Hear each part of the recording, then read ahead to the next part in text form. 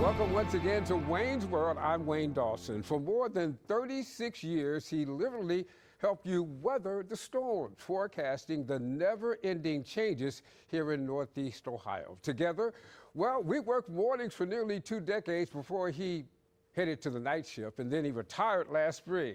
Please welcome my good friend, the one and only Andre Bernier. I can't believe I'm back, and I hope you have set aside like 6 hours of time because we could go on and on. We got a lot to catch up, no doubt about that. How you been, man? Fantastic. Whenever I see people, whether it's the grocery store, whether it's at the store, whether it's across town at the park, people ask me constantly, how is retirement? Yes, yes. My number one answer is, I highly recommend it. Oh, really? Are you serious? I highly recommend it. If you plan for it right, it works out really well. What have you been doing in retirement to keep you so busy? And that's the key, keeping busy. Yeah. I'm not sitting back on the couch, twiddling my thumbs, wondering what to do next. Okay. It's something I planned for, and I had 2-3 years to think about what exactly I wanted to do. Okay. And I was going to retire on May 22nd. That was last year, 2024. Yeah. And so I thought, okay, what am I going to do in the summertime? That's easy. I love gardening, and I never really had a garden. Okay.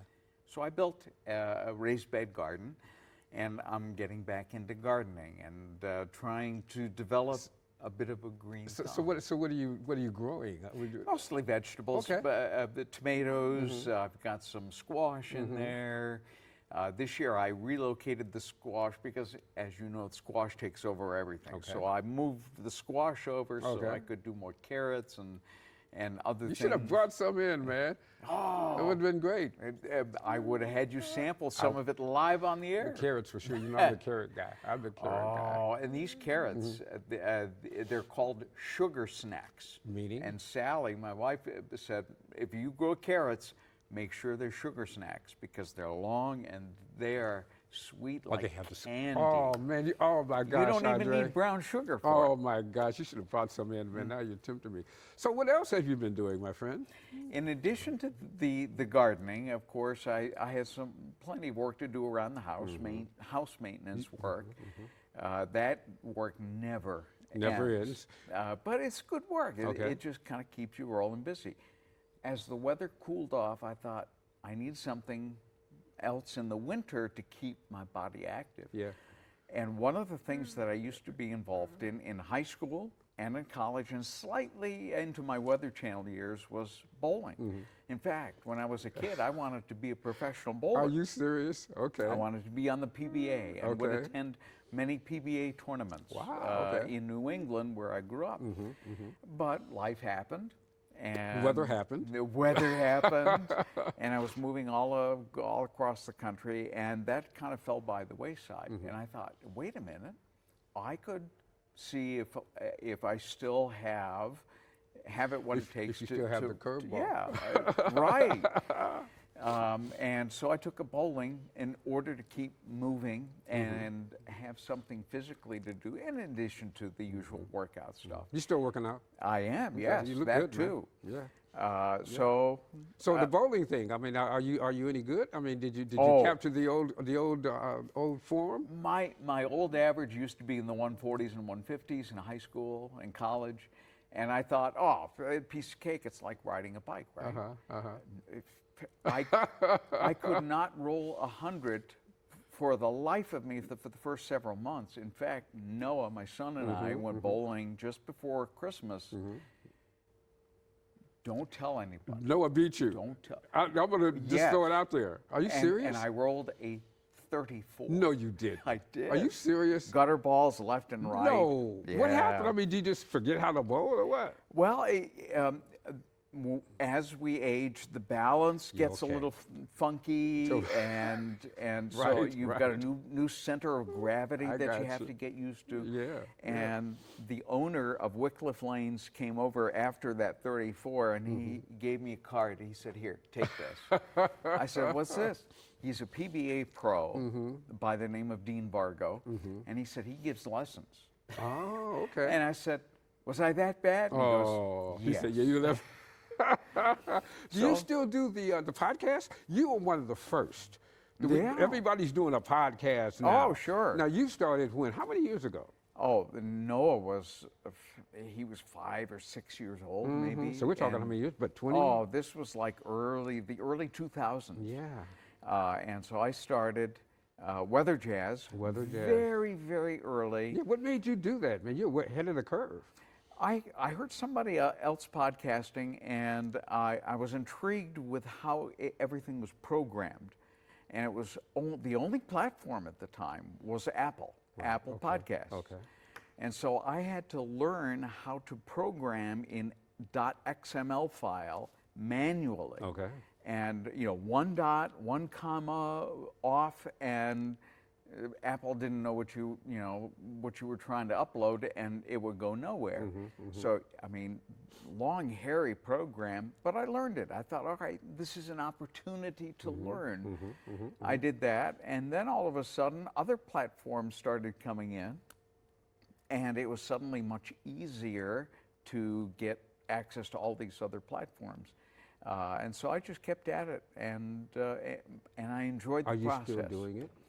It's on hiatus right now after almost 1,000 episodes. Wow. Yeah. Wow. So I took the last year or so off to decide what exactly is I want to do with Weather Jazz. Reinvent yourself or whatever. Yeah, just move it in a new direction. Maybe take, pardon the pun, take the temperature of where everything is and move in that direction.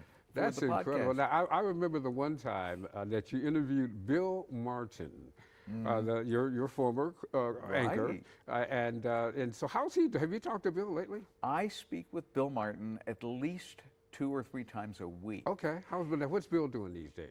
Bill is down in the Tampa, Sarasota area now, and retired, obviously, fully retired, and enjoys retirement. Totally enjoys it. Yeah, and like me, once you exit that stage of your life, as much as I loved it, as much as Bill loved it. I didn't think you would retire, Andre. You blew me. I thought you'd be like Dick Goddard, man. Right. No, I really did. I wanted to retire early enough to be able to really enjoy, because let's face it, as you age, you slow down. The creaks, the arthritis takes over. You can't do as much. I didn't want to be coming into the back door of Fox 8 at half a mile an hour. And I'm. But you have not aged, man. You have not. Oh, listen to you. You Thank have not, man. You look great. You sound great. You got the great that's dignified. You're dignified. Well, yes. As the Bible says, gray hair is a sign of maturity and wisdom. Now talk about, you mentioned the Bible, you brought it up, and of course we have the one thing in common tremendously, and that's in our love for the Lord. Oh, absolutely. Are you still in ministry? What are you doing in as far as that's concerned? Right now I am in between interim pastorates, but most recently I was interim pastor at a church in Willoughby Hills.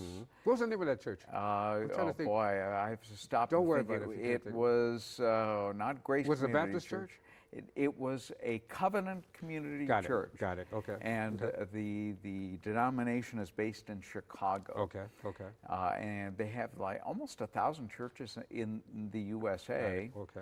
And it's one of the oldest churches in the Cleveland area. Oh, really? Okay. Because they moved from downtown Cleveland to Euclid, from Euclid to Willoughby Hills. Okay.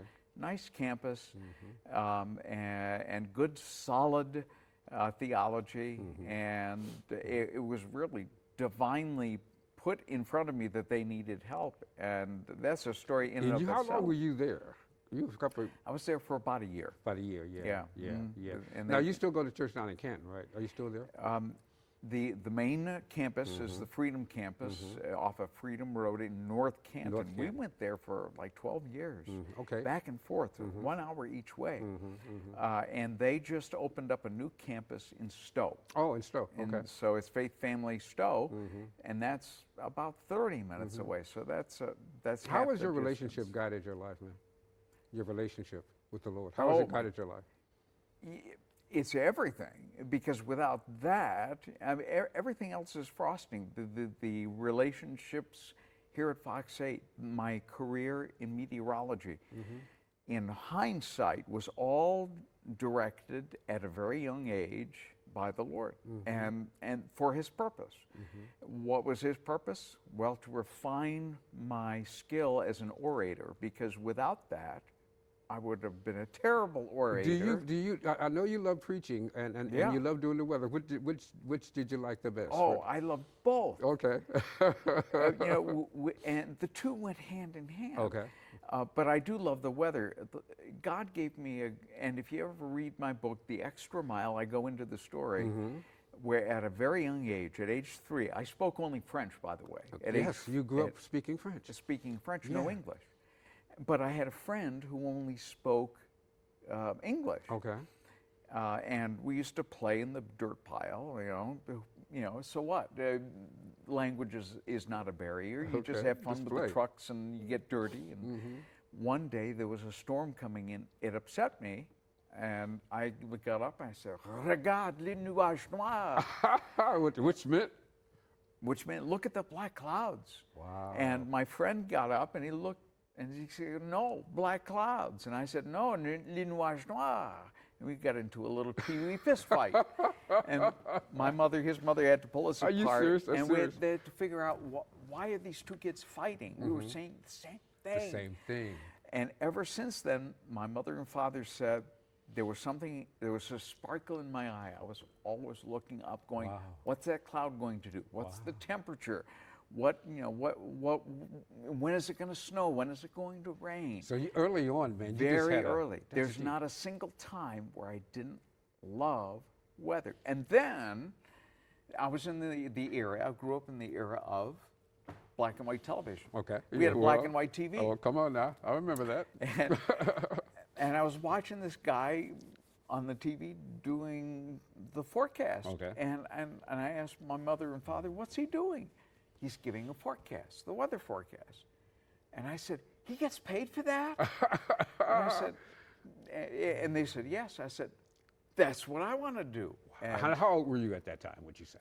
7. 7 years old? Yeah. My goodness. And that was it. That was solidified very early. And I still love weather. Going to take a break right now. We are speaking with the one and only Andre Bernier. We're going to talk about his stint on the morning show, also working nights and all of that, and the books he's written as well. Stay with us. We'll be right back.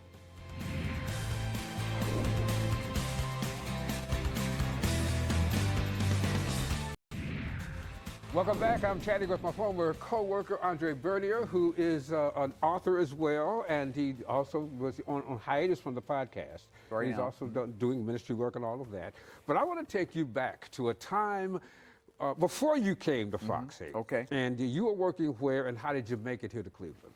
I was working in Minneapolis at the NBC affiliate, Care 11, with Sally, and we were married, and so they actually put us on the morning show together as the husband and wife weather team. Okay.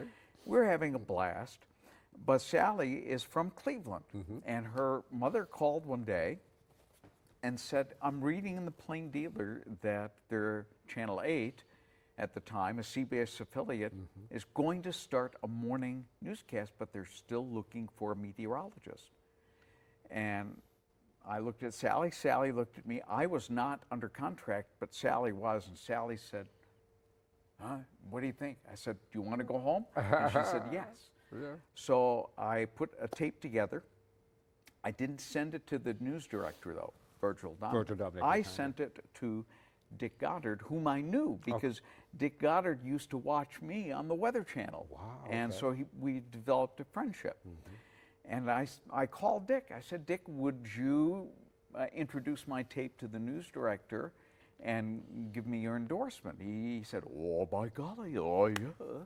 Yep. And so he did that, and within a few days, I was on a flight to Cleveland, thanks to Channel 8. Virgil Dominic flew me in for an interview, got the job, and so I told Sally, I said, pack your bags, we're going home. So you got the job first, and then Sally got the job at 43, right? Sally was doing a little fill-in at the time Okay. here at Channel A, Okay, I do very remember briefly, that. because Mark Kuntz had broken his ankle, Okay. and they needed some help. So Virgil Dominic said, well, Sally's a meteorologist, have her fill in a little bit.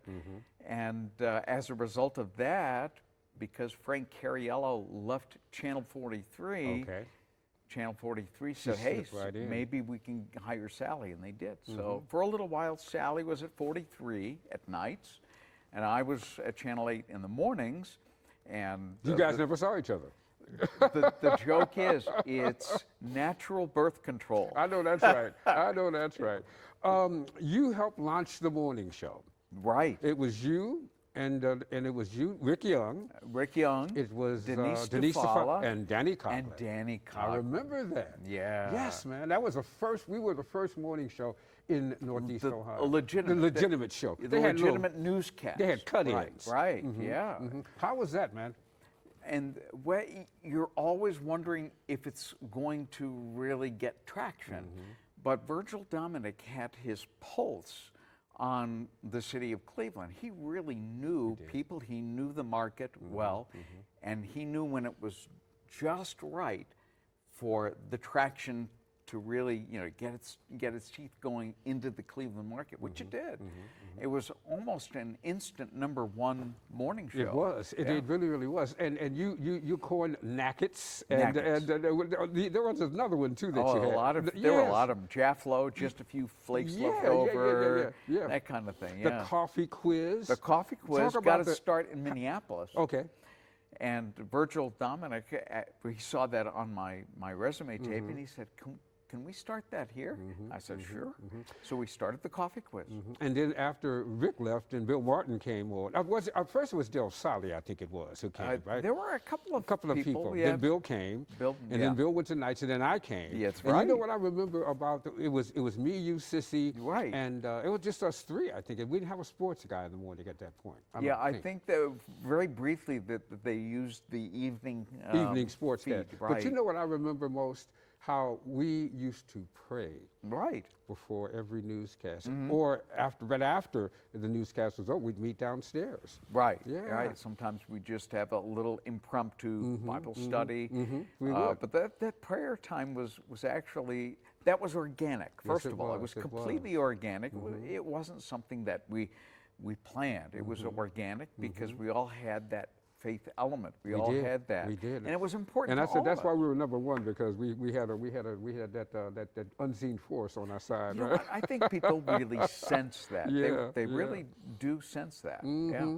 Now you made the transition to the evenings. Right. And what was that about?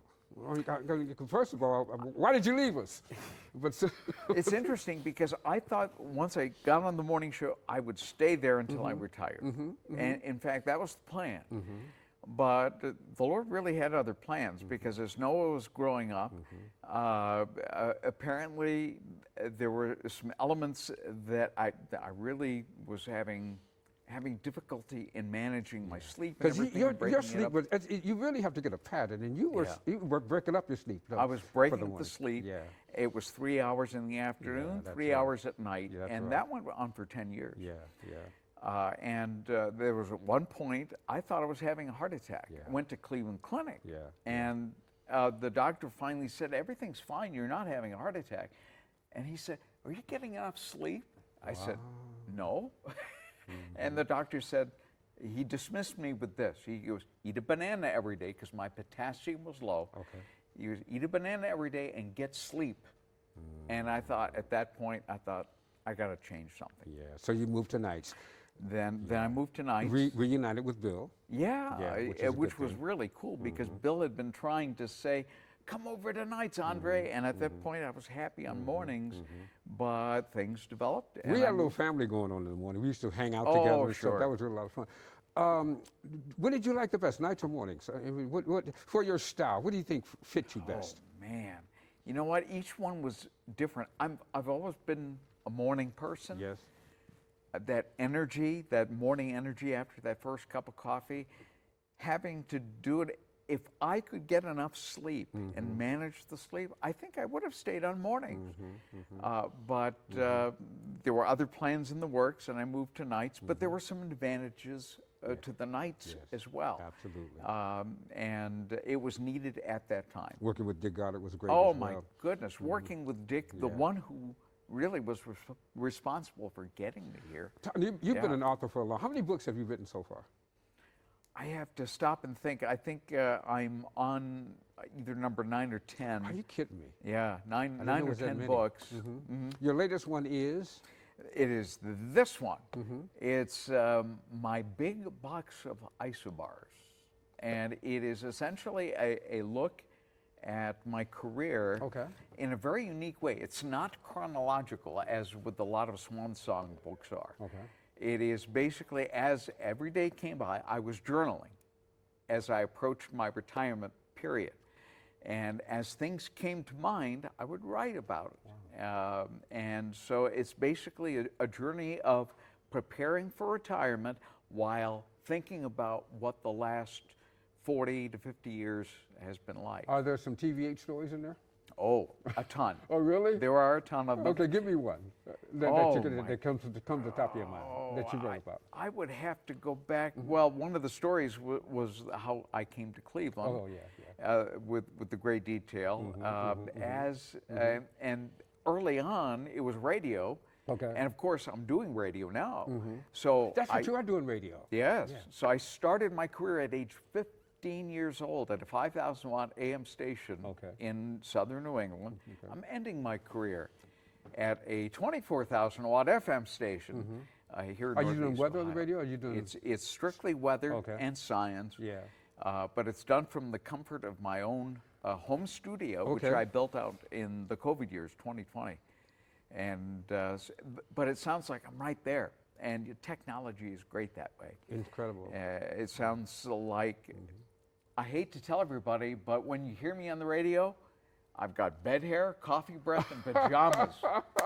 It's not a sight you want to see. Oh, that's good stuff. So the 9th book, and where can we get this? If people want to pick up your book, where can and it's now available in paperback, much cheaper. It's hardback came out first. Paperback just came out a few months ago, and it's all available on Amazon. Just look for my big box of isobars, Bernier, and this will come up. And you can get. And your other books are a lot of fiction. You wrote some fiction stuff as well. There was a lot of fiction. There was a fictional series which I'm going to continue next Christmas, by the way. Okay, yeah. It's called Christmas in Pilaf. In Pilaf, yes. Pilaf is a fictional town in Ohio. And so it was a 4-book set, and every book built upon the next year. And it was Christmas in this little town. When do you have time to write, man? You know, it's. Well, now it's a little bit better, a little bit easier, but I look back and wonder how did you do it? I don't know how I did it. I really don't know. Last question, and they're telling me to wrap. You know what that's about. Okay. Talk about, how's the family, man? How's Sally and Noah? Sally keeps me on the straight and narrow. Okay. And she does a very, very good job, I say. How long you guys been married now? Oh, my goodness. It's been 38 years. Yeah, we're approaching our 4 decades. Yeah. And Noah is going to be 20, he is 28, I should say. Good stuff, good stuff. And doing very, very well as a mechanical engineer. We're very, very proud of him. That's excellent. Hey, so at one time you were talking about moving, from Northeast Ohio. You guys going to stay here now? Have you made that decision yet, as far as your retirement? Right now, we're staying put, because unless there's something that really draws us in another direction, namely south, hopefully not north. I asked Sally if she wanted to move to Iceland. I got a lot of friends in Iceland. I said, you travels. And Sally said, have fun. See you later. Be a long distance marriage for sure. Yep. No, she doesn't want to go north. If anything, we're going to go south. But there are no plans, definitive plans right now. We're very happy where we are. Doing what you do, huh? Yeah. Andre Bernier, always good catching up, man. Lord bless you and keep you. It's great to see you, Thank you. It's great to see your healing in motion. Thank you, my friend. I appreciate that. Thank you so much. And I want to thank you for joining us for Wayne's World. Remember, as I always say, whatever the mind of man or woman can conceive and believe, with God's help, you can achieve. See you next time. Have a good day.